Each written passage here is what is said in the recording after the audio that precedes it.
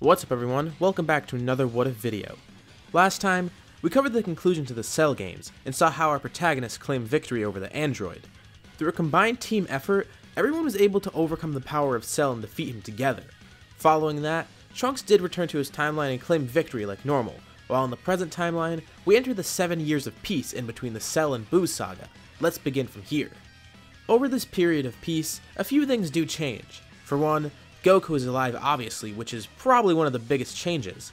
He, Vegeta, and Turles are curious at the power of Gohan that he briefly showed off against Cell, and want to see if they can access it for themselves.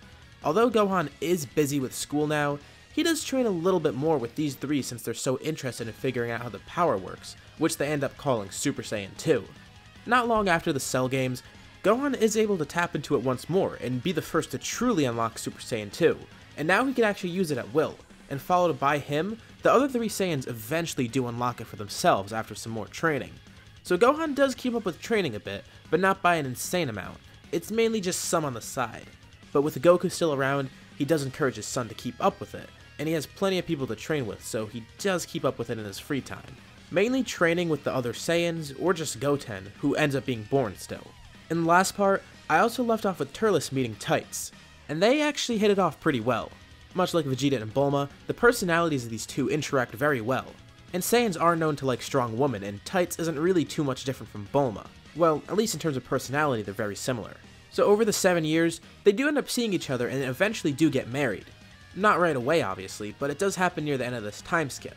Also at the end of the last part, we left off with a poll regarding whether or not the wish to bring back everyone killed by Cell also brings back the androids. And I kinda expected this outcome, but a majority of you, a large majority of you, voted for the androids to actually come back. And that leads to something interesting. So we're gonna rewind for a little bit. The androids are back, just 17 and 18 because 16 is not human and he's not brought back, but those two are here. So the androids right now are kinda on their own. They don't really want to go after Goku anymore, they think it's kinda pointless. And also to them it's kinda life-threatening because they realize they're no match for Goku or his friends. And they'd rather focus on their own lives right now. So 17 just kinda goes off by himself to his island like he normally does, and as for 18, well, she just lives whatever normal life she can live. She's not with Krillin because she never did end up meeting Krillin, well at least not yet, but she's pretty much in the same boat as 17 where she doesn't really do much. And with that out of the way, now let's get to the actual tournament itself, and you'll see why I brought up the androids here. So all the events of the Saiyan saga pretty much happen like normal. Gohan does become the Great Saiyaman and meets Videl, and they both go into the tournament together, alongside pretty much everyone else around them. And the roster this time is pretty much the same, except Turles is there. And yes, by saying it's the same, I do mean 18 is still there. And this is a really odd encounter for everyone. They didn't know who 18 was or what she looked like because by the time they got to Cell, he had already absorbed the androids. But 18 decides to join the tournament because she sees that money is involved, so why not? And this is when the group actually gets to meet her. She obviously recognizes the name Goku once he joins, and hearing the name number 18, they realize that this is actually one of the androids that Jiro created, presumably one of the ones that Cell absorbed. This encounter is a little bit awkward though. Well, first they find out what they've been up to and where 17 is, and they realize that 18 is not here to pose a threat, she's just here for the money. So it's not like they're all pals now, it's just they're neutral. So they don't really have anything to worry about. She could be in the tournament and everything will be just fine. And since we have an extra person here, that being Turles, that would mean 18 has to take the place of someone else, so let's just say Pintar gets kicked out. And having her replace Pintar actually works pretty well, because that means the first matchup is actually Crillon versus 18. And this fight isn't as clear-cut as you think it would be. While 18 is pretty strong, and probably stronger than Krillin here, Krillin's also an expert strategist, and he is fairly strong even if 18 might be a little bit above him here. I would assume 18 hasn't really done too much training during this time period, and Krillin probably hasn't either, but I'd assume that he did more than she did. That doesn't really seem like it would be her thing to do in her free time. So Krillin did see some better gains here, but I'd still say he's a little bit behind her in terms of power, but he makes up for it in strategy like I said. So it actually does come out to be a pretty interesting fight, and it actually gets drawn out for a bit, which puts Krillin at a disadvantage because 18 has unlimited energy unlike him. She does end up taking the victory here, with both of them mutually impressed at each other's power. Also, Krillin does think she's pretty cute, so, you know. So this tournament setting is actually the first time they meet.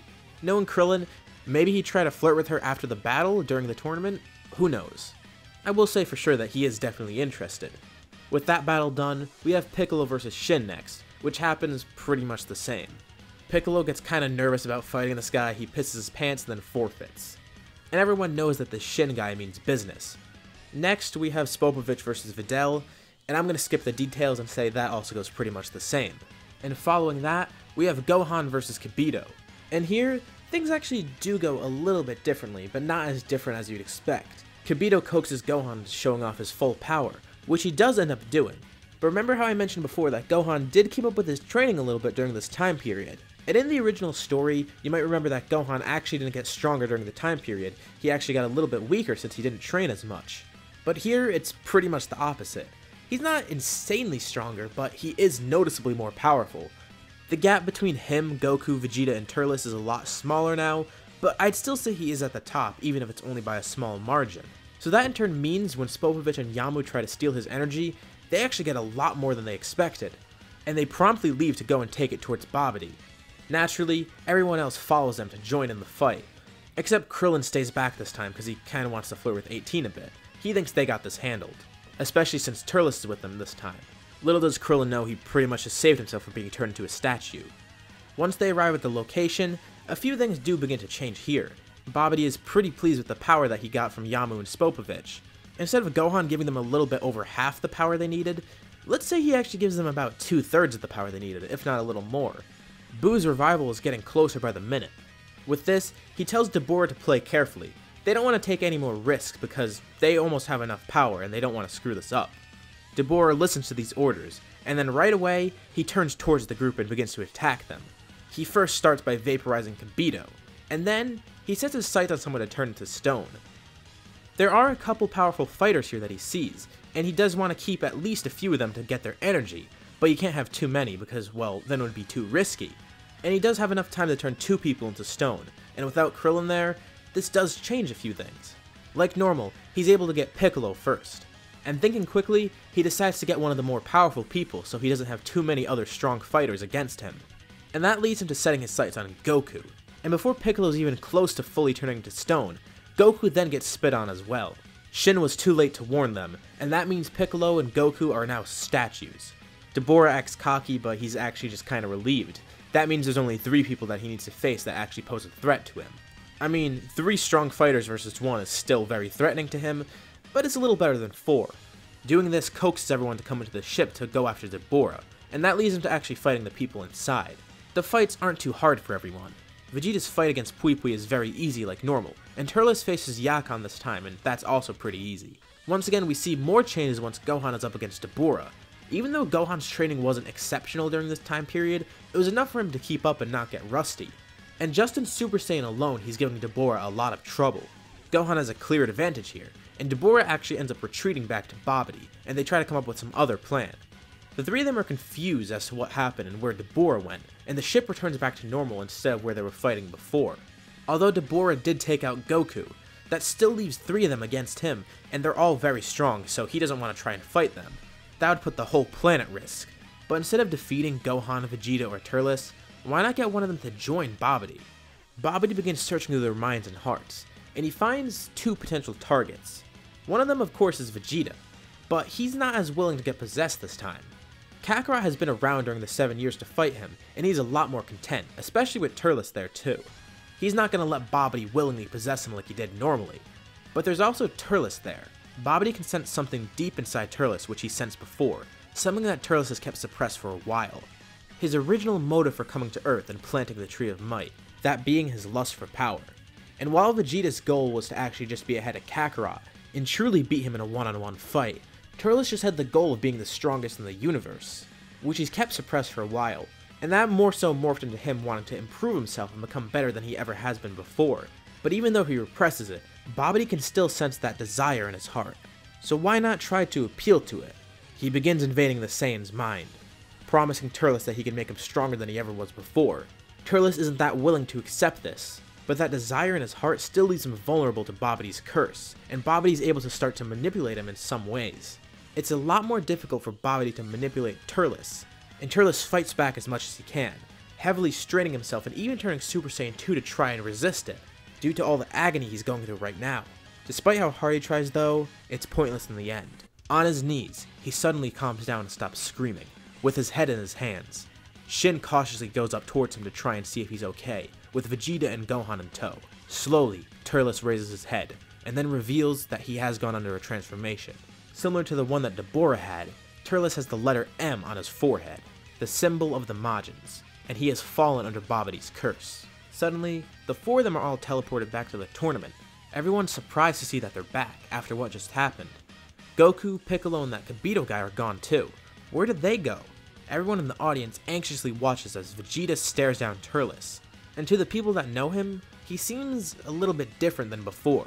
Well, they can't really see the symbol on his head from that far away, but his whole demeanor just looks odd. And there's some sort of tension between him and Vegeta that's building up, with Gohan and Shin siding with Vegeta as well. They then are able to find out why Turles was possessed, and unlike Vegeta, it wasn't really that willingly. However, he's still not going to listen to Babidi no matter what. Turles is his own person, and he just wants power now. This newly born Majin Turles then raises his hand towards the audience, and prepares to fire a blast. But Vegeta acts quick and lunges towards him, punching him square in the jaw. The blast careens off into the sky where it explodes, causing the audience to panic and evacuate. Except for the friends of the Dragon Team who remain to watch the battle. Turles gets back up and begins to chuckle, glad that he was able to provoke Vegeta. But unlike Majin Vegeta who just wanted to beat Goku, Turles is back to his old ways, and is actually set on killing Vegeta, and if not taking over this planet, then destroying it. But Vegeta's not going to let that happen obviously, so he follows Turles away from the tournament, and Vegeta tells Shin and Gohan to handle Capito alone. Even though Turles would rather defeat Gohan, the more powerful one, he's content with killing Vegeta first. He knows the prince will be an obstacle to him. While Vegeta and Majin Turles head off, Shin and Gohan get everyone else to evacuate as they head off back to Babidi's ship so they can defeat Deborah and save Goku and Piccolo. That's where we'll end this part for now. So what did you guys think about this part? What do you think will happen next? How do you think the fight between Gohan and Deborah and the fight between Vegeta and Majin Turles will go? Leave your thoughts and suggestions in the comments below and I'll be sure to check them out. As always, if you liked the video, be sure to drop a like, and if you haven't already, why not subscribe, as well as hitting the bell icon for notifications about future parts of this What If, or any other videos I make on my channel in the future. Thank you all for watching, and I'll see you on my next video.